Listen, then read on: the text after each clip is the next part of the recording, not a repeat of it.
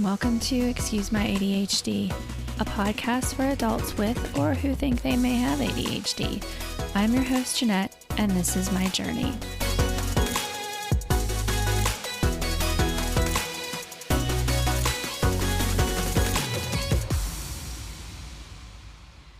Hello, and welcome to Excuse My ADHD. I'm your host, Jeanette, and today I have kind of a special episode.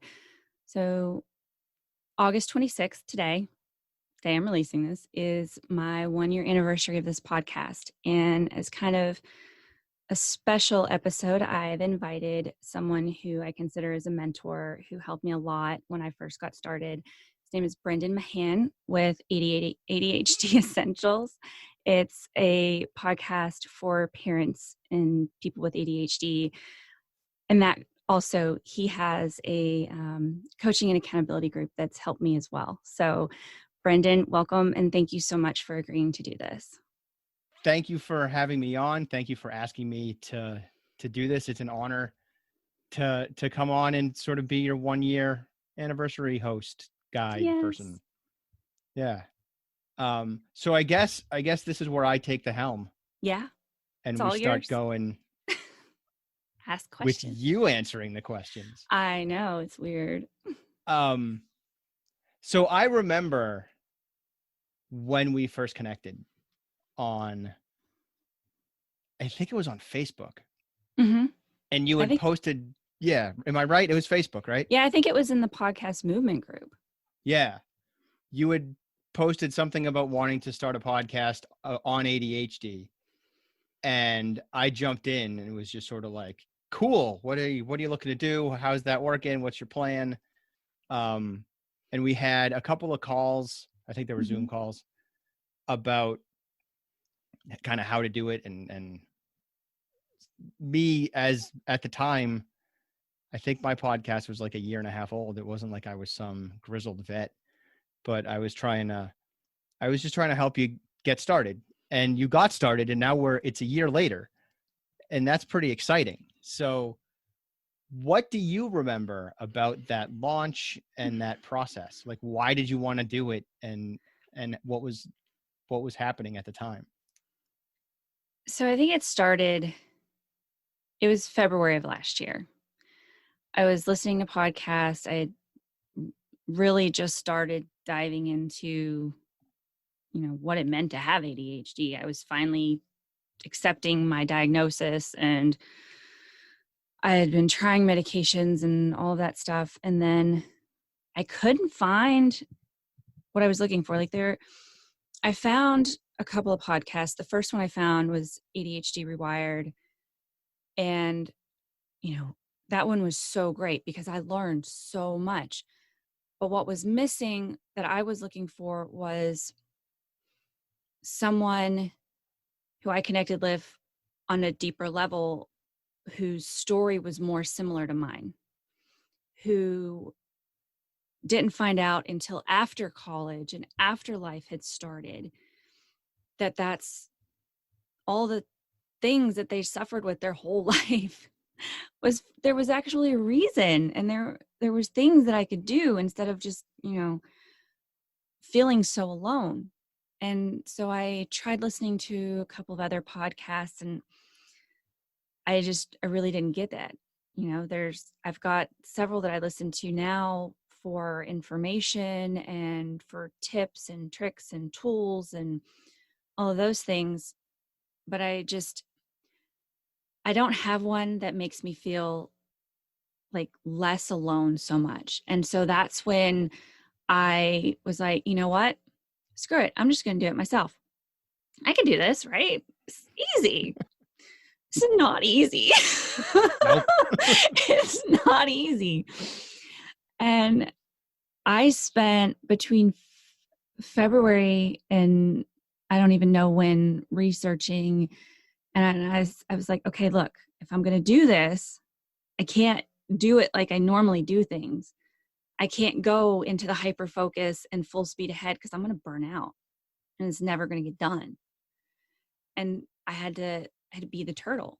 It's kind of become my mantra. I have to be the turtle. I have to go slow into these things slow myself down, which is really hard to do when all you want to do is like spend 5 hours researching something because you get into the rabbit hole and you can't get out. But I did. I wrote all the things down. I kept a piece of paper with me all the time, anytime I had ideas. And then by the time I had talked to you, I I had an idea in my head, but then you kind of helped me refine it and probably told me the one thing that has saved my life with all of this, that has kept me going, is that I don't have to do it every week. I don't have to do this every single week or multiple times a week. I can do it biweekly. Mhm. I could do it monthly. I didn't even know that. That was like, that blew my mind. I was like, "What? No."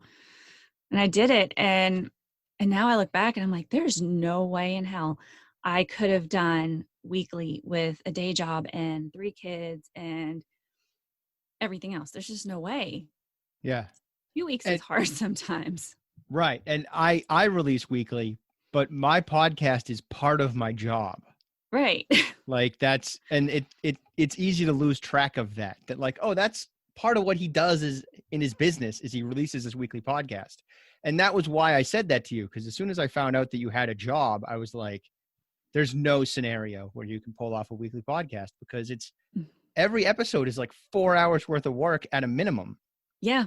So that's a part-time job. It is.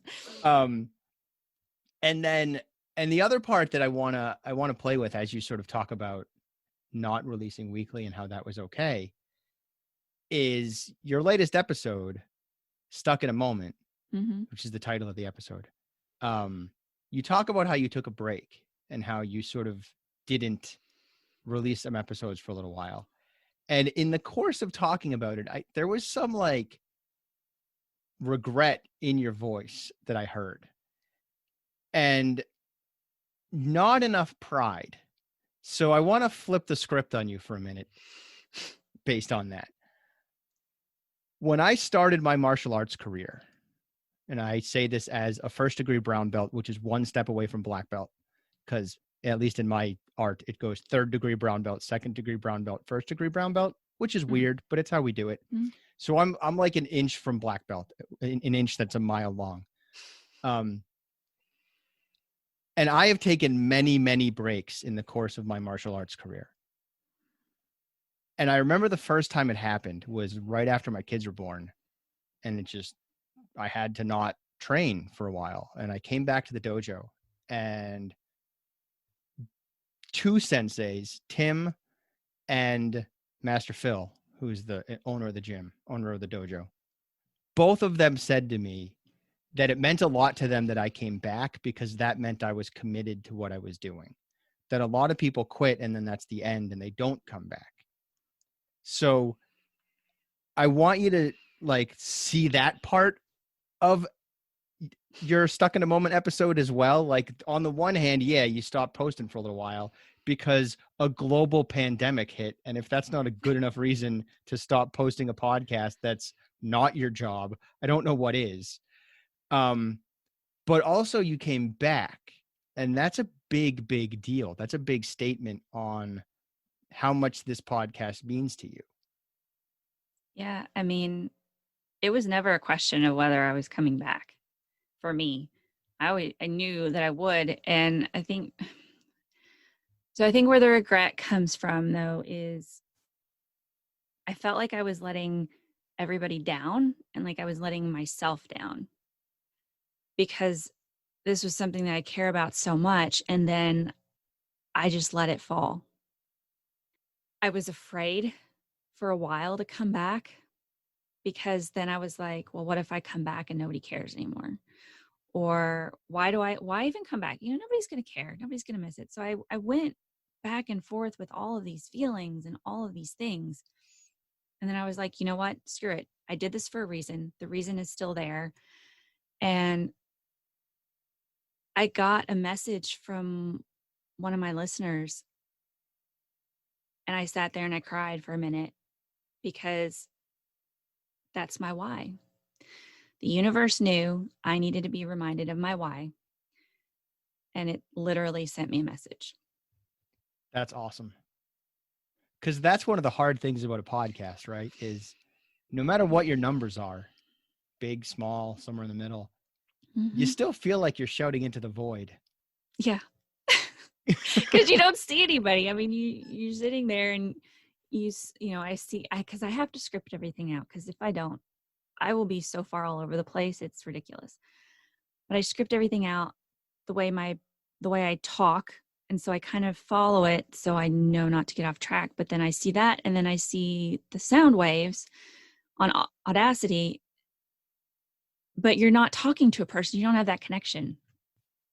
Yeah, it's tricky. And that's most of my episodes are interviews. So I Mhm. am talking to someone. But I do the occasional one that's just me talking. And that's even harder because it's just like, I hope someone cares about this. Blah, blah, blah, blah, blah, blah, blah, blah. Yeah, my best friend, when I first started, she kind of like she said, just pretend like you're talking to me. Mhm. Just look at a picture of us and pretend like you're talking to me. And so that's what I do. I think of my best friend, Amanda, and the conversations that we have, and I pretend like I'm talking to her. Awesome. That's a good strategy. It seems to work. I That's don't way less narcissistic than like I call up Zoom and just talk to myself over video chat know. and record from there. I hadn't even thought about that, but that's probably not a bad idea. I tried that a couple of times with my solo episodes and it didn't work. I was just like, this is weird. Yeah, a little bit. So you mentioned that you script out every episode. What does that look like? Is it a full-on script? Is it bullet points? Is it a slideshow? Is No, it a it's Word like, doc? it's pretty much, it's a Word doc, and it's like, it may as well be a brain dump. So I pour everything out, like the conversation is going on in my head, and then I go back and I'm like, so that takes me maybe an hour to do 4 pages. But then what takes so long is the going back and the revising and the editing, because I realize that I have maybe talked about 10 different things all at the same time and forgot what I was talking about in the first paragraph. So in order to make it any kind of coherent thread of thought, I have to go back and edit and move things around. It's like I threw up a puzzle and now I have to put it together. I think that matches really well with the mission statement of this podcast. Because this show is your life, it's your journey, it's your learning about ADHD. Mm-hmm. And so it's you putting together a puzzle. Yeah. So it's sort of fitting that when you put together an episode, it's sort of in pieces and you have to fit it back together and square some circles. How has that journey been of recording your ADHD life and writing episodes out long form to try to get your thoughts clarified? What's that experience been like from a personal level? Less so the podcast side of things, but for you. Surprisingly cathartic. I mean, at first I was scared because I was being vulnerable and I was just putting myself out there. But then the more people would contact me and tell me their stories, and it's just like, wow, there are so many more people out there that are exactly like me. I mean, it was one thing getting diagnosed, and then it was another hearing that, and then it was even another going to the conference in November and physically being around people. And so all of these things, you know, the the listeners, and then finding my people, my tribe. I mean, it's your tribe. I didn't feel alone anymore. I felt like I should know these are my family, because these people's life experiences, we could be on different sides of the world and different socioeconomic, religious, it doesn't matter. The experiences are so similar. We get told the same things growing up. We go through a lot of the same heartbreak and shame. And it's just so nice to feel connected. That conference is no joke. That conference Oh is a my big God. deal. And it stinks that it's virtual this year, because some of the most powerful moments of that conference are wandering around the halls between the rooms and between the workshops Mm-hmm. and talking to people and like drifting into a conversation and then drifting out of the conversation, and no one cares that you interrupted and no one cares that you wandered off. It's just like, yeah, you got ADHD, you're supposed to do that, we all do that, it's not a big deal. And that's the power of that conference. So I'm looking forward to next year when we can, I or know. yeah, next year 2021, when it happens, hopefully in person again. What's it been like for you to be seen? Because that's kind of what you're describing here, is you're starting to be seen, both from the outside observer, the people at the conference, being able to connect to them, seeing how it's similar, connecting to fellow ADHD podcasters and people in the ADHD world. But also you're sort of starting to see yourself through a new lens as well as you take this journey. So what's that been like? Terrifying, but empowering at the same time, if that makes sense. It's like you rip yourself open for the world to see, thinking nobody's going to notice you because they've never noticed you. But then somebody does. And then it's like a spark ignites.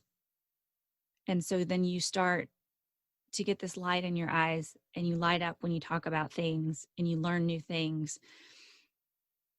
And now I just feel like I'm doing the right thing, what I was meant to be doing, helping people. And it's gone into my life. It's made me more confident. It's made me less afraid. That's awesome. How is being less afraid affecting the way you approach the world or the way you're living your life or I'm being anything in that me. area? I'm letting myself be me. I'm not putting the filter up as much. What does that And look like? it's not clenching my teeth when somebody's talking so I don't interrupt them as much. It's being afraid to speak when I have an idea that somebody's going to think that it's crazy, and doing it anyway. So we've mentioned that you have a full-time job, Yeah. right? Has your performance at your full-time job changed in any way as a result of the empowerment that you're getting from this show? Yeah, actually it has. So I actually switched jobs back in March, 2 weeks before all this happened. I was in my position for 2 weeks before I got sent home, but I had the confidence to actually go out for a position that I probably never would have done before, because I'm trying and I'm working on letting go of that imposter syndrome. And I think being as open as I am on the podcast is helping with that. It's bleeding through the rest of my life. It's helping me with, my interactions with my husband, with the interactions with my kids, with people at work. And now I'm working directly with the dean instead of having four people in between me and a dean. That's awesome. And you jumped the gun a little bit, because I was completely going to ask. The next question is, how has this podcast affected you as a mother, you as a wife, your interactions with your family? Well, I mean, it was funny because just the other day, my husband, I was mad and he asked me what was wrong.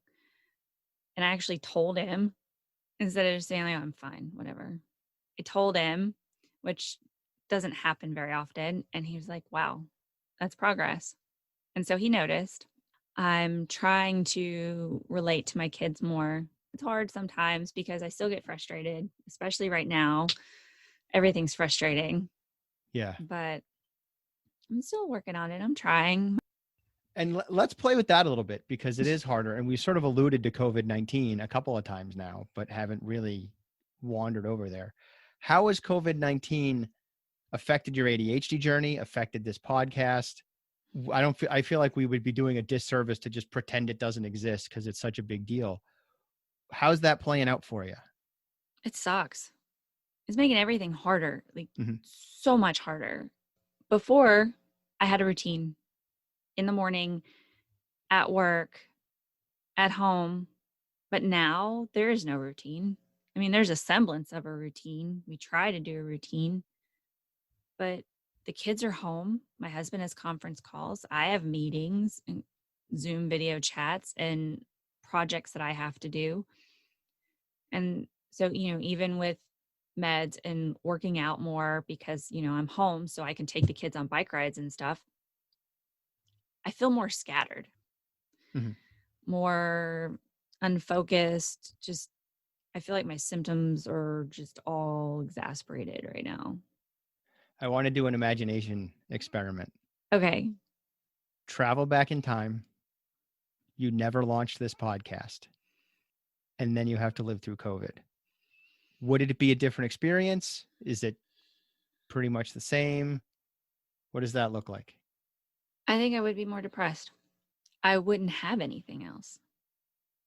There's nothing going on outside. I can't see my friends. I can't really see my family because, my dad has asthma and I don't want to risk anybody.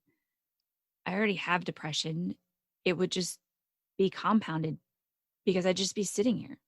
I would be working and dishes and laundry and whatever. And then when the kids go to bed, what am I going to do? Because I Mhm. can't go to sleep. My brain's wide awake thinking about all the awful things and being stupid because, just keeps ruminating and ruminating in my brain and it can't stop. But with this, I have something to look forward to, something that excites me, that I'm passionate about. I mean, other words, it would just be a series of uncompleted projects. Has this podcast helped you develop some resiliency? I think it has a lot, actually.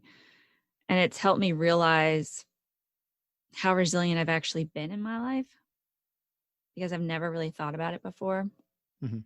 until doing this. The fact that I think I keep going even when things in life get hard, when I want to quit, because I wanted to quit a couple times. Mhm. And I'm like, no, I can't. I can't quit. So here's what I'm hearing in what we've talked about so far. I'm hearing that resilience, which is why I asked about it. Um, there's some catharsis happening with regard to the podcast, which is helping that resilience. There's reflection with each episode, writing down your journey and your experience, and sounds like maybe half of that's getting left on the cutting room floor, or maybe getting moved to another episode in another week. But Mm-hmm. that reflection that is inherent to the nature of this podcast and how you design each episode, and is also a major component of this conversation that we're having right now, is something that folks with ADHD are not good at doing. It's not something we often take the time to do because you have to stop and look backwards. And we're often in the moment or looking future. And it's difficult for us to take that time and do that reflecting, especially because some of the stuff we're reflecting on kind of sucks and is not a good reflection of us a lot of the time. But I'm hearing in this podcast that doing that reflection, even when you're looking at stuff that's hard, even when you're looking at stuff that is not painting you in the best light, there's lessons there. And you're learning and seeing how resilient you've already been, like you said. And that's allowing you to be more resilient because you're realizing, oh, I can handle that, or I've already handled this. And I think it's important that the listeners recognize that they can do that too, right? Like we're all living through a global pandemic and we're Mm-hmm. all doing kind of okay, probably at Ish. the worst ish. Um, and that's because we are resilient as people. And even you taking a break from the podcast and then deciding, you know what, I'm going to come back and do this, even though I don't know if my listeners still want to hear from me. I don't know if they've given up on me. I don't know if this matters. I don't know if I should do it. You still came back. What are some other things that this podcast has illuminated for you? What have you learned in the course of doing it? Oh gosh. Um, I've learned that I can finish things. Before, I can give you a laundry list of projects that I've started over the years and haven't finished. And I've thought, oh, well, it's just, that's just me. I just can't finish things. It's just, can't do it. But I can. I have. I'm doing it now. And I look and I think, well, if I can do it here, I can do it somewhere else. I can finish that project at home. And I've started doing that. I've started going back and finding things that I used to love. And I'm like, why did I drop this? And, like sewing, I started making masks. I'm like, well, I just need to finish this. I can do this. I finished the masks. I made masks for all of us. I was so proud of myself that they weren't half done and just sitting there, because that's what the tendency is. And, just going back and finding things I love again, realizing that just because I put it down doesn't mean I can't pick it back up. Mm-hmm. You can always pick it back up. Yeah. And one of the things you've picked back up here is your voice, right? Because you're seeing that what you have to say matters and that you should be listened to and heard. And that's you coming back to the show after taking a little bit of a break. That's also your husband asking you what's wrong. Yeah. And you telling him. Yeah, that's a big thing. Yeah. That's a scary thing. Why? Hard conversations are scary. Well, how'd it go? How'd that go? You don't have to say no, what it's was fine. bothering you, He but was what? It's like, I'm proud of you. And that was there wasn't really a whole lot left to it. He apologized because it was like an offhand remark. And he's like, well, you never listen to me. Why are you listening to me now? Like, well, I always listen. I just don't always react to everything. Because a lot of times it's like, we try to listen to our spouses and it doesn't always stick. It doesn't mean it's not important or that we don't care. It just doesn't stick. Yeah, we don't remember. Yeah. That working memory stuff with ADHD sometimes makes it look like we don't remember or don't care. But in reality, we just lost it. Yeah. Because something else happened that got our attention before that moment or information stuck in long-term memory. I think the term selective memory was kind of invented around us. Yeah, and it's not appropriate, right? Because it's No. not selective. We're not picking what we remember and what we don't remember. You literally can't do that. Because if you decide to remember something, you're just going to remember it better because you just thought about it again in deciding to forget about it. So it's not a thing you can do. But yeah, we miss stuff and that causes conflict and that's hard. Has your understanding of ADHD changed as a result of doing this show? Yeah. I mean, so when I try, the way I come up with episodes, so on all of the ADHD boards that I'm on, I kind of watch what people are asking the most questions about.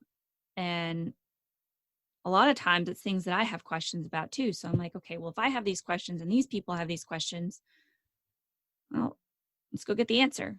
So then I start looking up the answer and I go through all of these, articles and watch videos, and it helps me learn through doing the episodes and through watching other people. Sometimes it's things I didn't even think about was anything to do with ADHD. And then it's like, oh, okay, I see it now. And then that's how I'll do my episode. So what are some of the trending concerns now, right? Like what are the things you're seeing on your boards that seem to be universal concerns at the moment? Emotional regulation is probably one of the biggest ones. And rejection sensitive dysphoria. I think there's a lot of people. I just did an episode on that. Yeah, I know. But that seems to be one of the biggest ones, is the emotional regulation is one of the things that people struggle with the most, but it's not even really considered a symptom. And that surprises me because it is considered a symptom depending on who you're talking to, because that's part of executive function. But they don't tell you that. When they tell you, at least the people the doctors I've talked to, the ones that I've had, they don't know. It's like they don't know. Mm-hmm. They don't. And it's very frustrating. Yeah. You have to get deep into the ADHD silos to learn what ADHD really is. And I know you've done that because you've gone to the conferences and you're heading in those directions. But doctors are not as well versed in what ADHD is as they should be. Really, ADHD is more an education model Mm-hmm. than a medical model. Like if you come at it from the lens of education, you learn a lot more about what's going on with ADHD than if you come at it from the medical perspective. I almost feel like sometimes I have to explain to my doctor what's going on instead of them explaining to me. Mm-hmm. Or I have to explain to my doctor that why I need a certain medication or a certain, I need this specific thing because one, that manufacturer's junk and it doesn't work. And I need to get it at this pharmacy because these other 5 pharmacies that I know I signed the form that said I can only go to one pharmacy, but this pharmacy doesn't carry it anymore, even though they did when I signed it. So now I need my prescription here. It's like everything about it's frustrating from the minute you're diagnosed. So let's flip that on its head. I'm not going to argue that ADHD is frustrating. It is. ADHD is a life on hard mode. But on the other side, what's good about it? I was thinking about this the other day, and it was funny because my husband and I were on a bike ride, and I saw a deer, and I get super excited because it's a deer, in the middle of a neighborhood. It's a deer. And I'm turning around to tell him while I'm on my bike, and I start swerving. He's like, "Don't wreck just because there's a deer." And then, like 5 minutes later down the road, there was a squirrel that crossed the road. And I mean, this is so cliche. And I was like, "Squirrel." I was like, "Oh." But it's like a childlike innocence. I think we get to hold on to that longer. We don't get jaded as much. Mm-hmm. And that's probably my favorite thing. I can still be in awe of things that happen in nature or get excited about seeing a shape in a cloud or a sunset. And I think I have just a greater appreciation for some of those things. And I think that gets lost a lot of times because people get so busy, but for whatever reason, and I feel like I have ADHD to thank for that. And Awesome. then like being able to hyper focus on things and get in the zone and spend 2 hours on a project that takes other people a day and a half. That's awesome. I mean, it's also saved my ass a lot of times too in school. I have a procrastination. I mean, seriously, procrastination. College, it was a 13-page paper. It was a research paper and I think I did mine. It was on ethics in pharmaceuticals. I started it at 8 a.m. the day it was due. Wow. And the other thing that was really bad was that it was supposed to be single spaced, but I didn't know that until I finished it, or it was supposed to be double spaced, and I had done it single spaced. So my 13-page paper was 26 pages. Holy cow. Yeah. And then in, true ADHD fashion, I thought I saved it. I thought I saved it on my jump drive. Went to turn it in. Wasn't there. Wasn't anywhere. So then I told my professor, she gave me 24 hours to turn it in. I was like, yeah, that's fine. Spit that back out. Wow. Yeah. So I'm thankful for that too. Holy cow. That's crazy. That might be the most ridiculous ADHD essay story that I've ever heard. And I've heard some doozies. I wrote a 30-page paper in 2 days once. I mean, that's right there. Yeah.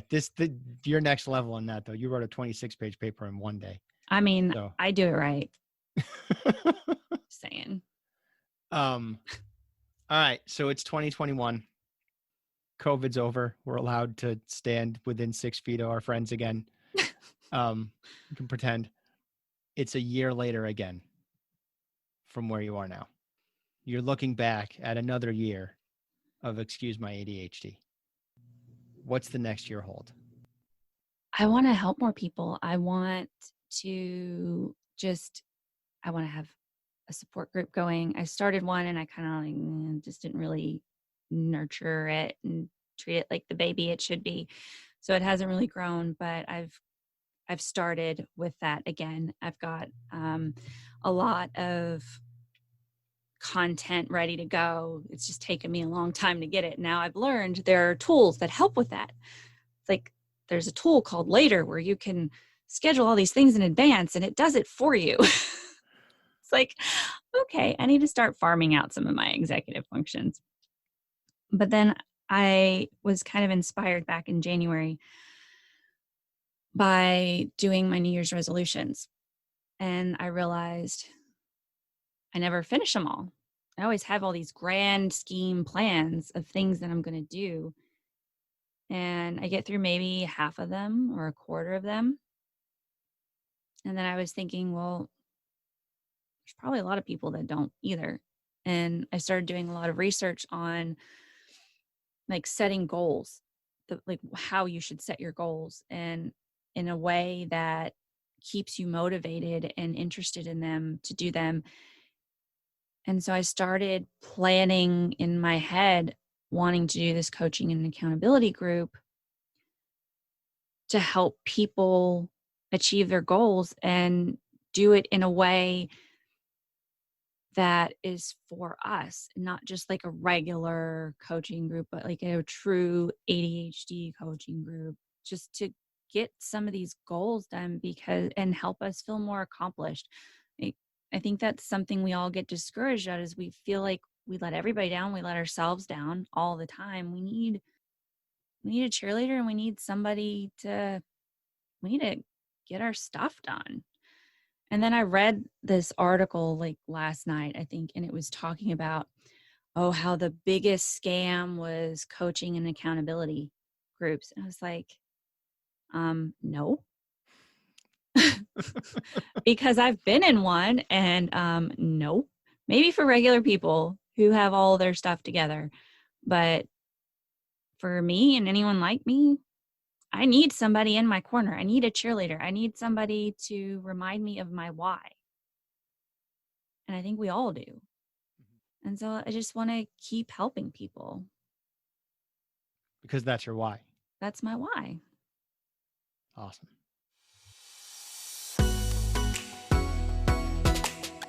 Thank you for listening to Excuse My ADHD. If you like what you hear, don't forget to please subscribe, rate, and leave an awesome review.